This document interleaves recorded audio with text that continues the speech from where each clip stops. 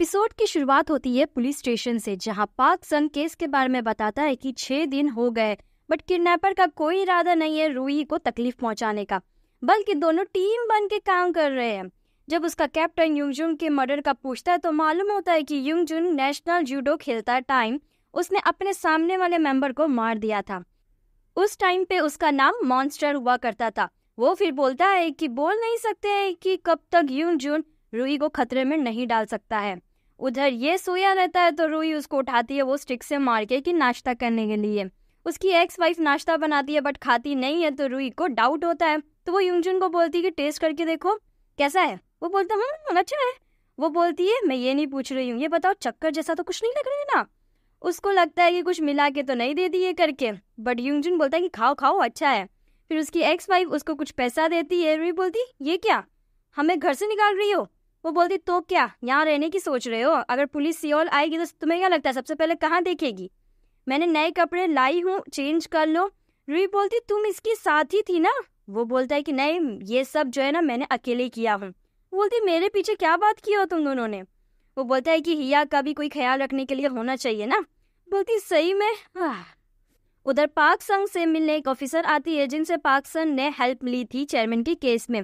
वो उनका डायरी से उसे बोलती है कि कंफर्म तो नहीं हूँ बट रिसर्च जो भी हो रहा है ना वो ब्रेन से रिलेटेड है कुछ। उधर ये दोनों उसकी एक्स वाइफ का पीछा करते हैं। फिर वो रेस्टोरेंट जाती है। रूही बोलती देखना पड़ेगा किससे मिलती है, पुलिस वाला हो सकता है, अब पूरा ब्लेम तुमने जो सर पे ले लिए हो। फिर वो एक लड़के से मिलती है, हंसते बात करती रहती, तो रूही बोलती ब्लाइंड डेट पे तो नहीं है, तुम ठीक हो ना। वो बोलता अरे मैं एकदम ठीक हूँ, हम बहुत कूल है। टेबल पे रखे हुए सारे ड्रिंक पीता रहता है कि कितनी गर्मी है ना। वो बोलती है समझ सकती हूँ, पी लो पी लो। फिर वो लोग वो दोनों का पीछा करते हैं एक हॉस्पिटल तक। रूही बोलती है तुम्हारी बेटी भी इसी हॉस्पिटल में है ना। तो बोलता है अरे हाँ। फिर वो लोग उसका पीछा करते हुए इन्फेक्शन डिजीज डिपार्टमेंट तक जाके पहुंचते हैं, बट वहाँ उसकी एक्स वाइफ वो लोग दोनों को देख लेती है। इधर पाक संग एक पर्सन से मिलता है और उससे पूछता है कि आपने 2 बिलियन क्यों डाले चेयरमैन को। वो बोलता मैंने इन्वेस्टमेंट किया हूँ, चेयरमैन एक सर्जिकल टेक्नोलॉजी पे काम कर रहा था, अच्छा डॉक्टर था इसलिए मैंने इन्वेस्ट किया। बट जब उसे डिटेल पूछते हैं रिसर्च के बारे में तो वो बोलता है कि मुझे डिटेल तो नहीं पता है। पाक संग बोलता बिना डिटेल पता किए हुए आपने 2 बिलियन दे दिए। वो बोलता मैंने बस इन्वेस्ट किया हूँ, बातें घुमाता है बस, सच नहीं बताता। फिर वो लोग के जाने के बाद वो किसी को कॉल करके बोलता है कि जैसे तुमने बोले थे वैसे ही मैंने किया, कुछ नहीं बताया पुलिस वालों को, हमें रूही को पहले ढूंढना होगा पुलिस वालों से। उधर युंगजुन की वाइफ रूही को बोलती कि अभी भी शक हो रहा है तुम्हें मुझ पे, अगर मैं अपना एलिबी दे दूं तो यकीन करोगी। न्यूज में बताया था कि तुम्हारे पेरेंट्स 21 को मरे हैं, मैं उस दिन हॉस्पिटल में एडमिट थी। युंगजुन पूछता क्यों, क्या हुआ। फिर वो बताती है कि उसको एड्स है एंड वो उसी का इलाज करवा रही है। 3 साल पहले जब उसका पता चला था उसने अपनी बेटी का भी चेक करवाई थी बट उसकी बेटी को नहीं था। एक्स वाइफ नहीं चाहती थी कि उसकी वजह से युंगजुन या फिर उसकी बेटी को कोई लोग सुनाए, इसलिए वो लोग को छोड़ के चली गई थी। वो युंगजुन को सॉरी बोलती है और रूही को बोलती है अगर तुम चाहो तो हॉस्पिटल में देख सकती हो 21 को रजिस्टर हूँ कि नहीं मैं। फिर रूही बोलती है ठीक है, बट मुझे ये सब समझ में नहीं आ रहा है कि मैं अब्यूज कैसे हुई, मेरे बॉडी पे कोई इंजरी नहीं है सिवाय ये सुई के निशान के, बस मेरे पापा रिपोर्ट क्यों नहीं करते, मुझे जानना है। अब एक्स वाइफ बता देती है कि तुम एक एक्सपेरिमेंट का हिस्सा थी जो तुम्हारे पापा तुम पे कर रहे थे। जब मैंने हिया का सुनी तो सारे हॉस्पिटल में मैं चेक करने गई थी। फिर एक हॉस्पिटल में सुनी जीनियस चाइल्ड प्रोजेक्ट के बारे में, जिधर तुम्हारे पापा ने ढेर सारे पैसे लिए थे सभी से क्योंकि एक्सपेरिमेंट सक्सेस ही होने वाला था। इसलिए मैं सोची तुम्हें किडनैप करने का, क्योंकि तुम्हारे पापा पैसा ही दे देते, वो मीडिया पुलिस में ये सब नहीं बता सकते थे और तुम्हारी जरूरत जो थी एक्सपेरिमेंट के लिए। फिर पता नहीं मर्डर कैसे हो गया। रूही ये सब सुन के शॉक में थी। युंगजुन उसको लेके थोड़ा परेशान भी था। वह पाक संग डायरेक्टर के दोस्त से मिलने जाता है और उसे पूछता है कि रिसर्च के बारे में, बट वो बोलता है कि इतना बड़ा इन्वेस्टमेंट है, अगर हॉस्पिटल से रिलेटेड रहता तो मुझे जरूर पता होता, ये हो सकता है डायरेक्टर का पर्सनल रिसर्च होगा वो जो वो खुद कर रहे होंगे।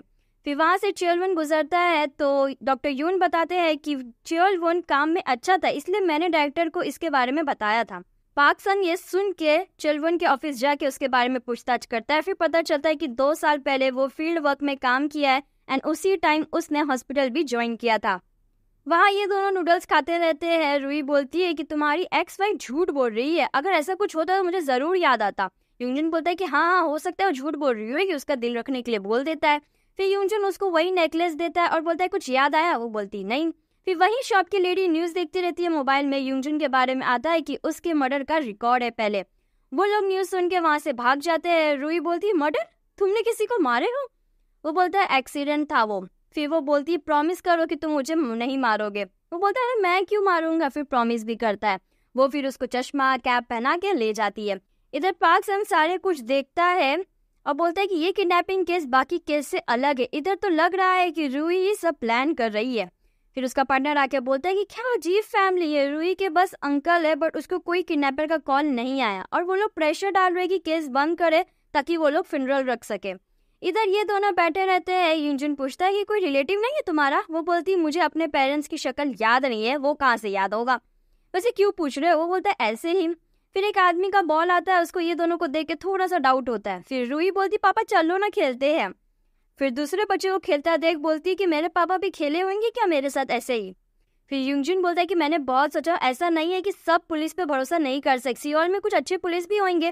वो बोलती है अचानक क्यों बोल रहे हो ये सब, सरेंडर करना चाहते हो क्या? वो बोलता क्या करे, कोई जगह ही नहीं है हमारे पास, सिर्फ ऐसे ही नहीं घूम सकते, तुम पुलिस वालों के साथ मिलकर जल्दी कल्प्रिट को पकड़ लेना, याददाश्त के लिए हॉस्पिटल चले जाना। वो बोलती इतना फिक्र मत दिखाओ, अगर इतनी फिक्र होती तो मेरा साथ देते ना कि सरेंडर करते। वो बोलता कैसे करूं मैं हेल्प? वो बोलती है कि तुम्हें सरेंडर करना है तो करो, मैं अकेले ही ढूंढ लूंगी कल्प्रिट को। उधर चिलवन रेस्टोरेंट में रहता है। फिर डॉक्टर योन का फोन आता है। वो बोलता है कि उसने पुलिस को ये बता दिया कि चिलवन ने खुद सीसीटीवी लगाया था डायरेक्टर के घर में, जिससे सेल्स भी बढ़ी थी। डॉक्टर योन उसको पूछता है कि डायरेक्टर की गर्लफ्रेंड के बारे में कुछ पता चला क्या? 2-3 बार देखा था मैंने उसको हॉस्पिटल में, अगर कुछ पता चले तो मुझे बताना। फिर दिखाता है कि चिलवन अपने घर जाके एक बॉक्स में हार्ड ड्राइव जैसा कुछ रखता है और उसको अच्छे से पैक करता है। यहाँ पार्टनर पार्क संग को बताता है कि डायरेक्टर और चिलवन में पहले से कनेक्शन है। 30 साल पहले चिलवन की वाइफ प्रेग्नेंट थी, उसके बच्चे और उसकी वाइफ हॉस्पिटल में ऑपरेशन के दौरान की डेथ हो जाती है एंड जो उस टाइम पे डॉक्टर था वो डायरेक्टर का फादर रहता है। तो पार्क संग उस हॉस्पिटल में जाने वाला था, तभी वो लोग को खबर मिलती है यूंजन और रूही के बारे में। उधर रूही बहुत गुस्सा रहती है यूंजन से। वो उसको समझाता है कि कैसे पकड़ेंगे, खाना पीना रहना सहना किसी चीज का ठिकाना नहीं है। वो बोलती क्या फर्क पड़ता है, तुम मेरे लिए नहीं सरेंडर कर रहे, अपनी बेटी के लिए कर रहे हो, तुमने मेरी कभी फिक्र ही नहीं की हो, बोल के रोने लगती है। उसे रोता देख यूंजन बोलता है कि ठीक है सॉरी, मुझे पता नहीं था, बट मैंने हमेशा तुम्हारी देखभाल की हूँ, इसलिए मुझे डर है कि मैं कहीं तुम्हारी रक्षा ना कर पाऊँ। वो बोलती है कि बस बोलो कि ख्याल रखोगे मेरा। फिर वो प्रॉमिस करता है। तो रूही अपने आंसू पोंछ के बोलती एक आदमी अपने बातों से पीछे नहीं हटता, चलो। उधर ये लोग सीसीटीवी में चेक करते और सियोल के रास्ते में जाते हैं। उधर सियोल का बैकअप टीम भी आ जाती है और जिन भी इन लोग का पीछा करके वहां तक पहुंच जाता है। इधर रूही बोलती है कि अब से सिर्फ मैं सोचूंगी, उधर मोटेल में जाओ अकेले, अगर वो लोग न्यूज देख रहे होंगे तो वापस आ जाना, अगर कुछ दूसरा देख रहे होंगे तो रूम पूछना, फिर मुझे आवाज देना खिड़की से, मैं आ जाऊंगी। यूजन बोलता है एकदम जीनियस हो, तुम यहाँ फ्लावर शॉप के पास रहो, मैं देखता हूँ। फिर वो बैग छोड़ के जाता है, अंदर उसको रूम मिल जाता है। बाहर रूही एक सनफ्लावर को देखती तो उसे पहले का याद आता है जहाँ उसकी मॉम उसको फ्लावर को स्मेल करके फील करने बोलती है। जैसे उसके मुंह से मॉम बोलती है, जिन उससे बेहोश करके ले जाता है। यूंजन खिड़की से देखता है कि रूही नहीं है, तो नीचे आके देखता है कि कोई उसे ले जा रहा है, तो पीछे भागता है। बट बीच में उसको पुलिस पकड़ लेते हैं। वो ना चाहते हुए भी वो लोग को मारता है। फिर पाक संग गोली भी चलाता है। जिन रूही को लेके जा रहा था, इसलिए वो डिलीवरी बॉय की स्कूटी लेके भागता है गाड़ी के पीछे। पीछे से पुलिस वाले भी उसका पीछा करते हैं। यूंजन जिन की कार का पीछा कर रहा था और पुलिस उसकी स्कूटी के। भागते भागते यूंजन पुलिस को पीछे छोड़ देता है। आगे जिन उससे लड़ता है कि यूंजन पीछे रहो, मुझे रूही को ले जाने दो। वो बोलता है मेरा नाम कैसे पता, मैंने रूही को प्रॉमिस किया हूँ कि उसकी सुरक्षा के लिए, और अभी 1 घंटा भी नहीं हुआ है। दोनों लड़ते हैं। यूंजन बहुत मार खाता है बट हर बार उठ के जिन को मारता है। जिन उसको चाकू से भी मारता है और बोलता है कि जाओ यहाँ से, इससे पहले ज्यादा ना लग जाए।